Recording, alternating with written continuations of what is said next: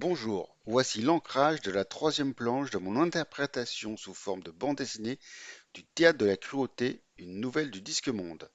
Les droits d'auteur de ces planches restent évidemment à 100% aux ayants droit de Sir Terry Pratchett. Je profite de cette troisième vidéo pour faire une petite présentation de l'univers du Disque Monde ainsi que du contexte de cette nouvelle. Le Disque Monde est un monde plat et circulaire, soutenu par 4 éléphants eux-mêmes jugés sur la Grande Hattuine, une tortue géante nageant dans l'espace. Ankh-Morpork en est la plus grande ville. Elle est dirigée par le patricien Havelock Veterini, qui considère que la démocratie, c'est un homme, une voix. Il est l'homme et c'est sa voix.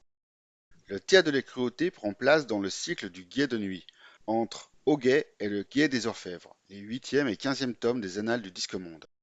Dans Auguet, le patricien a reçu une lettre du roi des nains qui lui demande d'accepter Carotte, son fils adoptif, comme nouvelle recrue. Le patricien donne l'ordre au capitaine Vimer d'embrigader le jeune Carotte. Carotte est courageux, bon et simple. Il n'est pas stupide, mais prend tout au premier degré.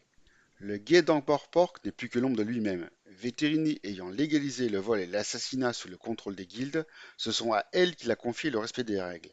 Sinon, le patricien sait où vivent leurs directeurs.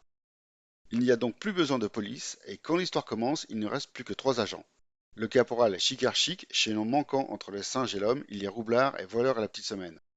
Le sergent Frédéric Colomb, éternel sergent refusant et craignant toute promotion. Il a de longs bons points, il est marié et père de nombreux enfants malgré des horaires décalés avec sa femme. Le capitaine Samuel Vimer, alcoolique et désabusé. Carotte lui redonnera goût à son travail.